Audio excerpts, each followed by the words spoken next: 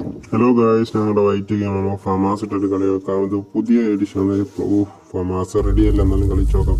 നിങ്ങളുടെ പുതിയ പ്ലേ ആണ്. എൻ്റെ പൊന്നെ, എന്ത് സാധനം! ഞാൻ ആദ്യമായിട്ടാണ് ഗൈസ് ഈ ഗെയിം കാണുന്നത്. ഇതൊക്കെ എന്തുവാ എൻ്റെ പൊന്നെ, എന്ത് സാധനം! ഉണ്ട് ആർക്കുണ്ടാകും. അപ്പം ഞാൻ പോയി ചാത്തി എന്തോ സംഭവിക്കുന്നു. തോറ്റി